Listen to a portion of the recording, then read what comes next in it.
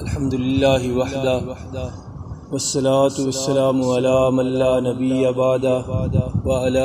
آلہ واصحابہ الذین اوفوا وحدہ اما بعد فاعوذ باللہ من الشیطان الرجیم بسم اللہ الرحمن الرحیم ولا تتمنوا ما فضل الله به بعضكم على بعض للرجال نصيب مما اكتسبوا وللنساء نصيب مما اكتسبن واسألوا الله من فضله إن الله كان بكل شيء عليما صدق الله العظيم اللهم صل على سيدنا ومولانا محمد وبارك وسلم وصلی علیہ۔ واجب الاحترام حاضرین کرام، قرآن حکیم میں اس جگہ پر اللہ رب العالمین کچھ اخلاقی اصول بیان فرما رہے ہیں۔ آج کی جو آیت مبارکہ پڑھی گئی ہے، اس میں ایک بڑی ہی عمدہ بات یہ بیان فرمائی گئی ہے کہ حسد جو ہے وہ نہیں کرنا چاہیے۔ یہ آیت مبارکہ ایسے واقعات کے پیش نظر نازل ہوئی تھی کہ کچھ ازواج مطہرات نے خاص کر یہ خواہش کی اور تمنا کی کہ کاش ہم مرد ہوتے، اور اس کی وجہ کیا تھی؟ اس کی وجہ جذبہ عمل تھا، کیونکہ جو صحابہ کا ماحول ہے نا، وہاں جذبہ عمل ہر وقت موجود ہوتا ہے۔ اللہ کے نبی صلی اللہ علیہ وسلم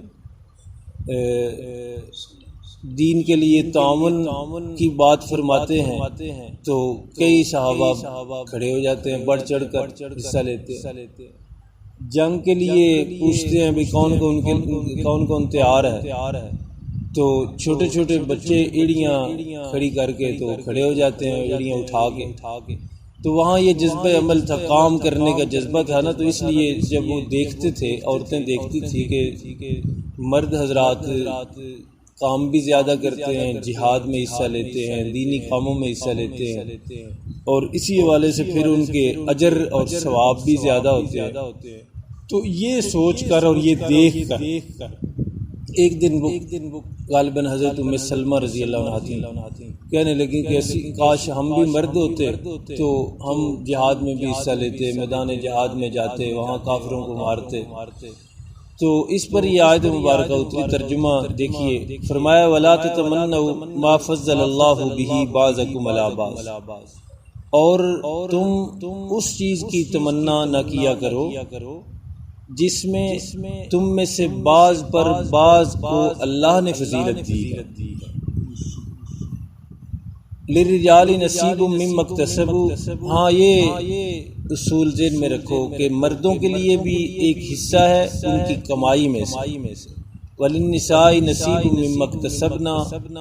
اور عورتیں جو کچھ عمل کرتی ہیں ان کے لیے بھی ان کے عمل میں سے حصہ ہوتا ہے۔ وَاسْأَلُوا اللَّهَ مِن فَضْلِهِ، اور اس سارے پس منظر میں جو چیز تمہیں چاہیے وہ یہ کہ اللہ سے اس کا فضل مانگا کرو۔ ان اللہ کان بکل شیء علیما، بلا شبہ اللہ ہر چیز کو جانتے ہیں۔ تو اس طرح اللہ نے بڑے عمدہ اور خوبصورت الفاظ کے ساتھ اور انداز کے ساتھ یہ بات سمجھائی کہ یہ کہنا کہ میں اس جیسا ہو جاؤں، مجھے بھی وہ چیز مل جائے، یہ اس کی ضرورت ہے۔ اس لیے کہ یہ ساری چیزیں دو قسم کی ہوتی ہیں، ایک ہے اختیاری، ایک ہے کچھ چیزیں اختیاری، کچھ چیزیں غیر اختیاری۔ غیر اختیاری میں تو بالکل اگر قرآن و سنت سے روشنی لینی ہو نا، تو قرآن و سنت یہی کہہ رہے ہیں کہ غیر اختیاری میں بالکل خواہش ہی نہیں کرنی چاہیے۔ مثلا کسی کا رزق دیکھ کے کہنا کہ مجھے بھی یہ مل جائے، یہ نہیں ہونا چاہیے، اس لیے کہ یہ رزق بھی غیر اختیاری چیز ہے۔ محنت ہے، اس میں محنت کرنی چاہیے، محنت حلال روزی کے لیے کرنی چاہیے، لیکن کسی اور کے ساتھ اپنا موازنہ شروع کر دینا، اس کے پاس اتنے ہیں، اس کے پاس کوٹھی ہے، کار ہے، اور پھر یہ حسد جو ہے نیری آگ ہے جو بندے کو حاسد کو ہی جلاتی ہے۔ محسود نہیں جلتا، جس سے حسد کیا جاتا ہے نا وہ نہیں جلتا، لیکن حاسد جو ہے وہ اندر اس کا دل جو ہے ہر وقت اس میں آگ بڑھتی رہتی ہے۔ تو اس لیے شروع سے یہ آگ لگانے کی ضرورت نہیں، اور اس کی کا علاج یہ ہے کہ قرآن و سنت سے روشنی لی جائے، اور قرآن و سنت یہ بتا رہا ہے کہ یہ رزق غیر اختیاری چیز ہے، کس کو کتنا دینا ہے۔ واللہ فضل بعضکم علی بعض فی الرزق، یہ 14 سپارے میں ہے کہ رزق میں بھی اگر کوئی کسی کو برتری اور کمی حاصل ہے، یعنی جو بھی مقام حاصل ہے وہ اللہ کا دیا ہوا ہے۔ البتہ محنت کی نفی نہیں ہے، محنت کرنی ہے، محنت حلال رزق کے لیے دائرہ اسلام کے اصولوں کے دائرے میں رہ کے کرنی چاہیے، لیکن کسی اور کو دیکھ کے خود کو جلاتے رہنا یہ کوئی ضرورت نہیں۔ اسی طرح صحت ہے، یہ بھی کسی کے بس کا کام نہیں، حسن و جمال ہے کسی کے بس کا کام نہیں اپنا، اور اسی طرح قد بت ہے، یہ بھی کسی کے اپنے ہاتھ میں کچھ بھی نہیں ہے، اس سلسلے میں بھی یہ بھی اللہ کی دین ہے۔ مقام و مرتبہ جو ہے یہ بھی اگر کسی کو مل رہا ہے، عزت مل رہی ہے، تو اس کے وجہ سے بندہ خود کو آگ میں جلانا شروع کر دے حسد کی آگ میں، تو یہ بھی کوئی عقل مندی دانش مندی نہیں۔ اس لیے کہ مسلمان ہونے کے ناطے ہمیں یہ سمجھنا چاہیے کہ یہ ساری چیزیں اللہ کے اختیار میں ہیں، اور اللہ رب العالمین اپنے اختیار کے مطابق، اپنی مرضی کے مطابق جس کو جتنا دے رہے ہیں وہی اس کو اتنا ہی مل رہا ہے۔ البتہ غیر اختیاری کچھ چیزیں ہیں، غیر اختیاری کا مطلب اختیاری چیزیں ہیں، یہ غیر اختیاری چیزیں یہ ہیں کہ محنت کرنا اس میں شامل ہے، تو محنت ضرور کی جائے، لیکن جیسے کہتے ہیں نا کتابوں میں بات سمجھانے کے لیے لکھی ہے کہ گدھا محنت کر کے گھوڑا تو نہیں بن سکتا، تو یہ غیر اختیاری کام ہو گیا۔ لیکن اختیاری یہ ہے کہ ایک ہی کلاس میں اللہ نے 15 بچے مثلا بیٹھے ہیں، تو سب کو اللہ پاک نے ایک جیسی صلاحیتوں سے نوازا ہے، عقل دی ہے، آنکھیں دی ہوتی ہیں، بات سمجھنے کی صلاحیت دی ہوتی ہے، دماغ دیا ہوتا ہے، تو اب وہاں کچھ لوگ محنت کر کے پڑھ جاتے ہیں، اچھے نمبر لے جاتے ہیں، اور کچھ لوگ کھیل کر موبائلوں سے اور ادھر ادھر کے سے ایک دوسرے سے شرارتیں کر کے، ایک دوسرے کو ہاتھ لگا کے، وقت ضائع کر کے، استاد کا بھی اپنا بھی، تو ساری زندگی کے لیے پھر پچھتاتے رہتے ہیں۔ تو اس لیے جہاں محنت سے کام چلتا ہے وہاں محنت کا حکم ہے، امر ہے، لیکن جہاں غیر اختیاری کام ہو وہاں بالکل خواہش نہیں کرنی چاہیے۔ جیسے اللہ نے فرمایا نہ تم تمنا کرو اس چیز کی جس میں اللہ نے تم میں سے بعض کو بعض پہ برتری دی ہے، تو اس کی تمنا کی ضرورت نہیں۔ کسی خاندان میں پیدا ہونا یہ بھی کوئی کسی کا اپنا اختیار نہیں، اور اس سلسلے میں بات زبان پہ آ گئی ہے تو سمجھ لیجیے کہ اگر کوئی کسی چھوٹے خاندان میں پیدا ہو گیا تو اس کا قصور بھی کوئی نہیں، اس کا اپنا قصور کوئی نہیں، اور کسی بڑے میں کوئی پیدا ہو گیا تو اس کا اپنا کوئی کمال کوئی نہیں، یہ اللہ نے اپنے مرضی سے یہ ساری تقسیمیں کی ہوئی ہیں۔ تو اس سلسلے میں آگ جو ہے حسد کی وہ نہیں اپنے دل میں جلانی چاہیے، اور یہ اللہ نے کیوں فرمایا؟ آپ دنیا کے سارے جھگڑے جتنے ہیں گلی محلے سے لے کے بین الاقوامی جھگڑوں تک سب کا بیٹھ کر تجزیہ کیجئے، درمیان میں حسد سبب نکلے گا۔ اگر لڑائیاں محلے میں گلی میں عورتیں ایک دوسرے کے ساتھ کر رہی ہیں تو وہ بھی وجہ یہ نکلے گی کہ ان کو بھی کسی نہ کسی وجہ سے تکلیف ہوگی دوسرے سے، اور اسی طرح مرد اگر لڑ رہے ہیں تو وہ بھی اسی وجہ سے۔ تو اللہ رب العالمین نے جو دین دیا ہے اس میں تو اتنی خوبصورتی ہے کہ اللہ برائی کی جڑ ہی نہیں بننے دیتے کہ یہ برائی کی جڑ ہے، لڑائی فتنے فساد کی جڑ ہے۔ تم پہلے ہی اس بات پہ آ جاؤ کہ اللہ نے جو کچھ کسی کو دیا ہے میں اس کا شریک نہیں بن سکتا، اللہ نے جو جس سے فضل و رحمت سے کسی کو نوازا ہے تو میں اس کا کبھی بھی مطلب حسد کر کے اس کا مقابلہ نہیں کر سکتا۔ جو مجھے ہاں اس کا دوسرا حال یہ ہے کہ اللہ کی رضا پہ راضی رہا جائے، کہ میرے اور شکر کیا جائے کہ یا اللہ جتنا آپ نے دیا ہے مجھ سے تو اس کا بھی شکر نہیں ادا ہو رہا، میں آگے کیسے دیکھوں اور آگے کیسے سوچوں۔ تو جب یہ کیفیت اپنے اندر پیدا کی جائے گی تو دل کو ایسے سکون ملے گا، مالک کی رضا پہ جو راضی رہتا ہے، اور یہ زبان کی حد تک نہیں، عملی طور پہ اپنے آپ کو سمجھاتا ہے کہ اللہ رب العالمین نے جو مجھے دیا ہے، میں تو اس کو بھی پتہ نہیں مستحق نہیں تھا، تو اللہ نے مجھے بہت کچھ دے رکھا ہے، تو اس کا میں شکر ادا کرنے والا بن جاؤں۔ آخر میں جو باتیں میں نے عرض کی ہیں اسی آیت کی روشنی میں کی ہیں کہ للرجال نصیب مما اکتسبوا، اکتساب کی بات اللہ نے بھی کی۔ اکتساب کہتے ہیں عمل کرنا، اس کو کی طرف ابھارا ہے، اس کی ترغیب دی ہے اللہ نے بھی کہ اکتساب جو ہے وہ اگر کوئی مرد کرے گا یعنی محنت، تو مرد کو بھی اس کا صلہ اللہ پاک دیں گے، دنیا کے لحاظ سے بھی اور آخرت کے لحاظ سے بھی، یعنی اچھا کام عمل صالح کرے گا تو آخرت میں اجر، اگر دنیا کے کسی کاروبار میں مصروف ہوتا ہے تو ویسے تو میں آپ کو عرض کروں کہ اگر دین اسلام کی روشنی میں کاروبار بھی کیا جائے نا تو خود کاروبار بھی عبادت ہے، تجارت بھی عبادت ہے۔ رسول کریم صلی اللہ علیہ وسلم نے فرمایا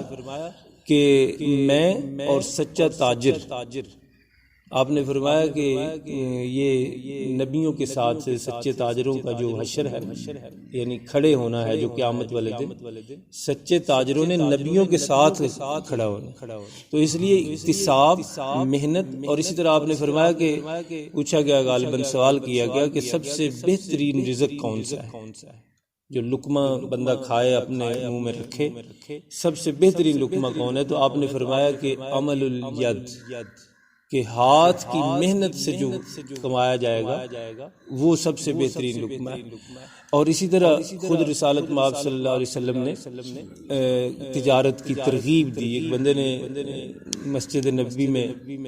فنڈ کے لیے کہا تعاون میرے ساتھ کیا جائے، تو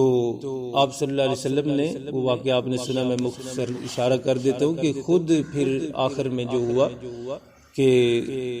اس سے دستہ منگوایا اور کلہاڑی کا جو ہوتا ہے لوہے کی، اس کو کیا کہتے ہیں، پھالا، وہ منگوا کے اور پھر اپنے دستے مبارک سے اس کو اس کے اندر فٹ کر کے فرمایا کہ جاؤ جنگل سے لکڑیاں کاٹو اور بازار میں بیچ کے تو کھانا کھاؤ اس میں سے، یہ تم جس کام میں تم لگے ہوئے یہ کام ٹھیک نہیں ہے، یہ بھیک مانگنا، تعاون کے لیے لوگوں سے درخواست کرنا۔ تو اس لیے محنت کی طرف اللہ نے بھی اشارہ کیا، اور سب سے اہم بات فرمائی کہ وَاسْأَلُوا اللَّهَ مِنْ فَضْلِهِ، کہ یہ جو ہے سارا مسئلہ یہ اس لیے ہے نا کہ بندہ کمی محسوس کرتا ہے تو یا حسد کرتا ہے یا پھر محنت کرتا ہے۔ محنت والا تو کام ٹھیک ہے لیکن حسد سے روک دیا، تو اگر کمی محسوس کرو تو سب سے بہتر دینے والا جو ہے اس وہ کہہ رہا ہے کہ وَاسْأَلُوا اللَّهَ مِنْ فَضْلِهِ، مجھ سے میرا فضل مانگو۔ اور فضل اس لیے فضل کہتے ہیں اضافی چیز، یعنی یا اللہ جس کے ہم مستحق نہیں وہ بھی ہمیں عطا فرما دے۔ اور اسی طرح یہ اس لیے لفظ سکھایا کہ جو دینے والی ذات ہے چونکہ وہ بہت بڑی ہے نا، اس لیے اس کی شان کے مطابق یہی لفظ ہے۔ مثلا اس مقصد یہ ہے کہ یہ نہ کہا کرو کہ یا اللہ مجھے فلاں چیز دے دو، مثلا شادی کا تقاضا ہے تو یہ نہیں کہ میرا فلاں جگہ رشتہ ہو جائے، یا کار ہے مثلا لینی تو یا اللہ مجھے کار دے دو، یہ نہیں کہنے کی ضرورت، کیونکہ وہ ذات بہت بڑی ہے نا۔ دیکھیں نا پوری کائنات کو کھلا رہی ہے، کہتے ہیں کہ ویل مچھلی جو ہے اس کے ایک وقت کی خوراک ٹنوں کے حساب سے، تو اس کو وہ اللہ پاک پہنچا رہے ہیں روزانہ بلا ناگا اس کے ضرورت کے مطابق، تو پوری کائنات کو کھلا رہے ہیں، پوری کائنات کو، جانور کیا، حشر اچرات کیا۔ تو اس لیے اللہ فرماتے ہیں کہ جب بھی مانگو تو مجھ سے میرا فضل مانگو، ان اللہ کان بکل شیء علیم۔ باقی یہ ہے کہ اللہ ہر چیز کو جانتے ہیں، کس کو کیا دینا ہے یہ بھی اللہ کو معلوم ہے۔ بعض دفعہ ایسا ہوتا ہے کہ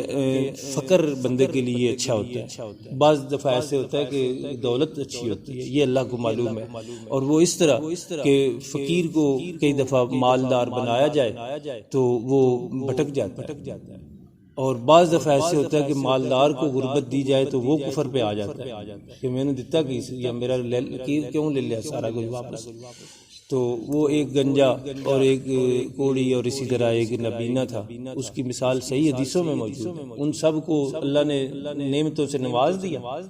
سب کے جو عیب تھے وہ دور کر دیے، لیکن جب آزمائش کا وقت آیا تو ایک ہی ان میں سے کامیاب ہوا۔ دوسروں نے کہہ دیا کہ یہ سارا کچھ ہم نے اپنی